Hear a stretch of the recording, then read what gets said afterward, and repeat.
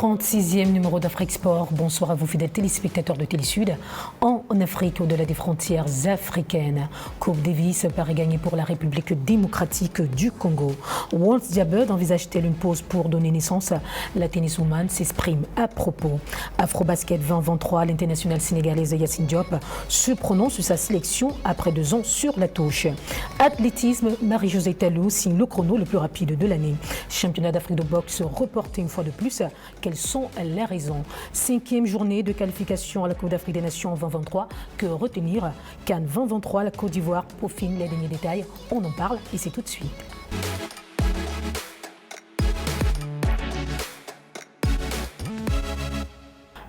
Bonsoir à vous fidèles téléspectateurs de Télésud, de par l'Afrique, de par le monde. La Côte d'Ivoire est-elle prête pour l'organisation de la CAN 2023? Une question qui mérite d'être posée à 7 mois de la prochaine édition dans le pays d'Alassane Dramane Ouattara. Pour l'heure, la Côte d'Ivoire s'attelle à faire un sans faute des infrastructures en passant par le capital humain. Rien n'est laissé au hasard à 7 mois de la compétition. La Confédération africaine de football et le COCAN 2023 ont lancé les hostilités depuis le 2 juin dernier avec un spot vidéo qui appelle l'Afrique et le monde à Abidjan. Un visuel aux couleurs et aux saveurs locales. Le logo de la compétition a été dévoilé récemment, même s'il fait polémique. Il s'agit du trophée de la CAN avec des bordures en blanc entourées d'ivoire aux couleurs du drapeau national. Sauf que les bandes ne respectent pas les couleurs du drapeau. Les organisateurs de la CAN 2023 sont interpellés à propos.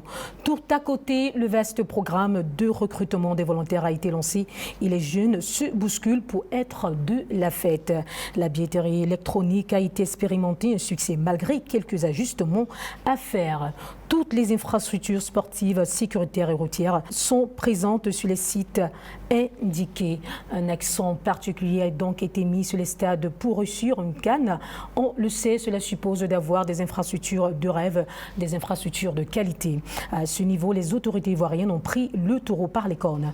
Une commission a donc été créée par la présidence de la République pour superviser les travaux en même temps que l'Office national des sports.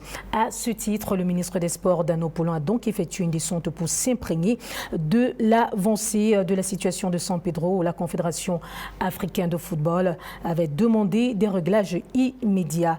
Gradins, salles VIP, tribunes de presse, vestiaires, parking, tous les compartiments du stade Laurent Pokou ont été passés au peigne fin par l'homme politique qui s'est dit satisfait des travaux. Le ministre ivoirien des Sports a aussi visité la cité Cannes de la ville balnéaire et les terrains d'entraînement, dont celui du stade Auguste Denise rénové. À ce jour, le stade Félix Houphouët-Boigny, qui semblait en retard, est à 97% terminé. Et Bimpé, le stade Korogo et celui de Yamoussoukro, qui avait besoin d'une légère cure, sont prêts pour le banquet continental du football. Les infrastructures sportives seront donc livrées le plus tôt possible. Le président du COCAN 2023, que nous avons eu l'insigne honneur d'interviewer à l'hôtel Hilton de Yaoundé lors de la 33e édition au Cameroun, avait rassuré les hommes de médias africains européens que la Côte d'Ivoire respectera le cahier de charge.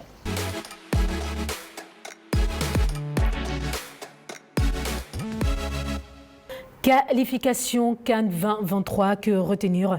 La 5e journée de qualification à la CAN 2023 s'est terminée le 20 juin dernier.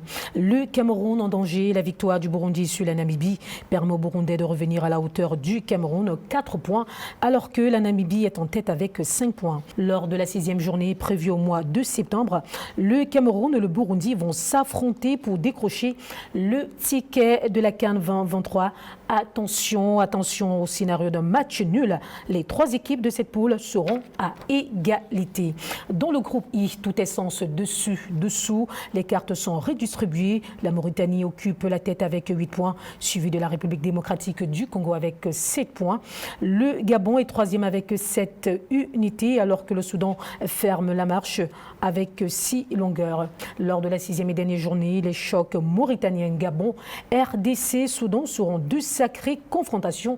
Les 2 places pour la Côte d'Ivoire vaudront de l'or dans cette poule. Hormis le Cameroun, tous les autres cadres du continent ont validé leur qualification pour la CAN 2023.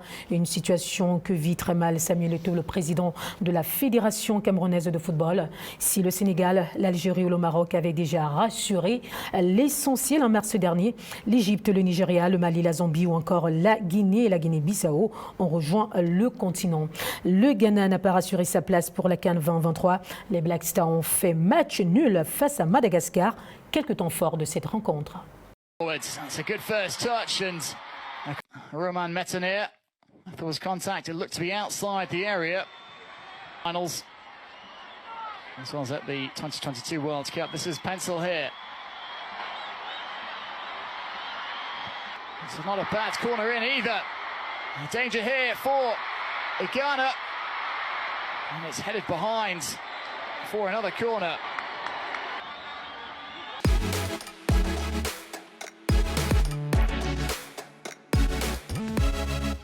Les Ghanéens, leaders de la poule E avec 9 points, sont talonnés par l'Angola, 2e avec 8 points, et la République centrafricaine, 3e avec 7 points.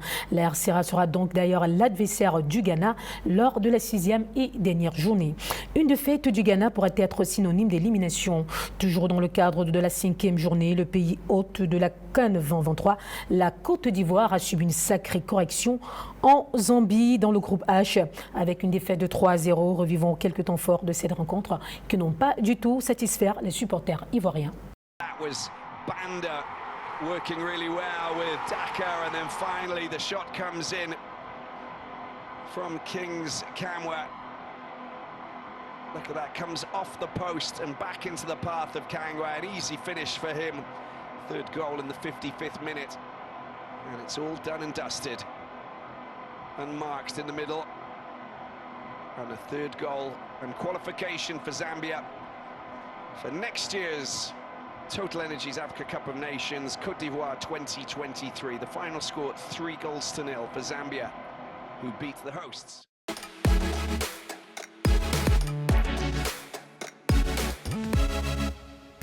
Parlons toujours de football en match amical. Après le Cameroun à la Coupe du Monde 2022, puis le Maroc en match amical, c'est le Sénégal qui fait tomber le Brésil. Les Lions de la Teranga se sont imposés au stade à Lisbonne sur le score de 4-2. Revivons quelques temps forts de cette euphorie.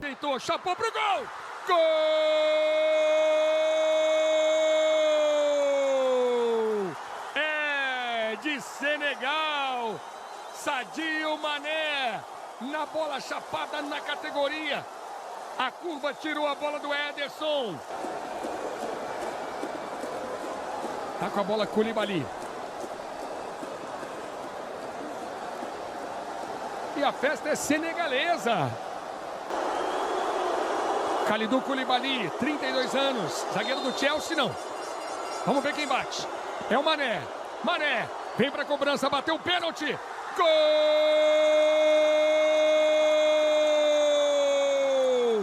É do Senegal. Mané de novo. Mané.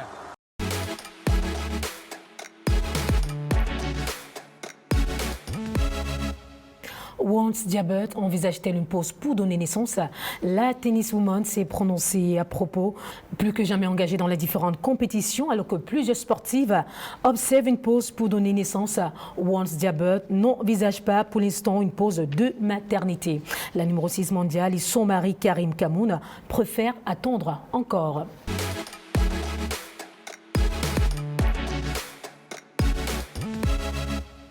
Afro Basket 2023, Yacine Diop, après 2 ans sur la touche, l'internationale sénégalaise se prononce pour la première fois sur sa présélection. Sans club depuis près de 2 ans, Yacine Diop s'est prononcé pour la première fois sur sa présélection, loin d'être affecté par les attaques sur les réseaux sociaux et dont la presse. La vice-championne d'Afrique 2019 se dit prête pour l'Afro Basket prévu du 28 juillet au 6 août prochain. Nous vous proposons cet extrait sélectionné par Cyril Guignol. Je me sens très fraîche et prête à rejouer. Lolo après Afro Basket bi la woon bi ma demee sama club parce que mayu ñu ma repos dama ñëw dimanche après dellu lundi ñu commencé ma entraîner matin soir 10 entraînements match avant repos donc je pouvais pas tenir loolu parce que su ma am na expérience gaañu naa ñaari yoon def naa ñaari opération au genou.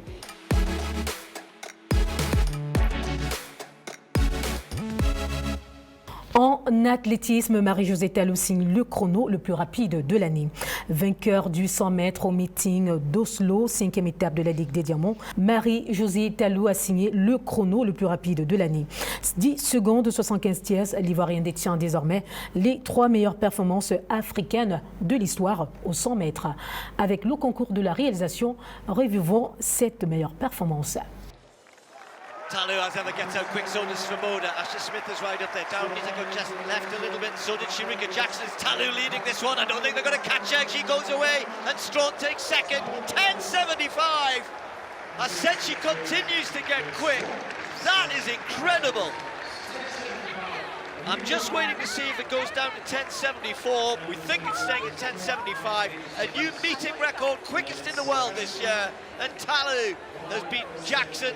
She's beaten Asher Smith, all of the others. Strawn ran incredibly well, and I think that's a new personal best for the Bahamian. I said she's coming into great form. Good start, and just went away from 50 metres. There you go, take a bow.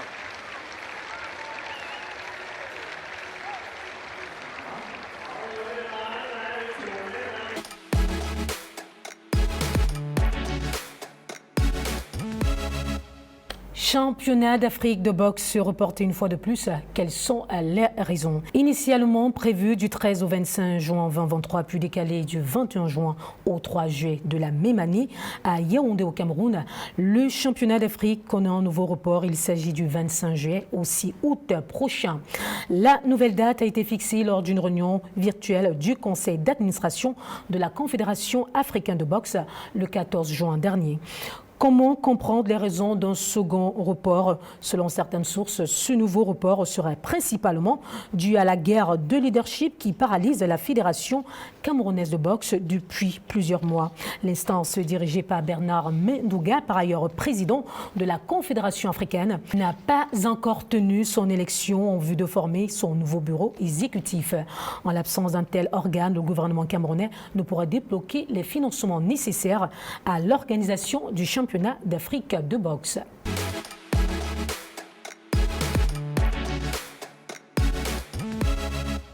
C'est la fin de ce 36e numéro d'Afrique Sport. Merci à la grosse équipe du Cameroun. Rappelons qu'Afrique Sport est produit dans le pays de son excellence Paul Biya. Merci à la grosse équipe parisienne. Merci à vous, fidèles téléspectateurs, de nous avoir suivis. RDV la semaine prochaine. White Note, pourquoi pas, c'est possible.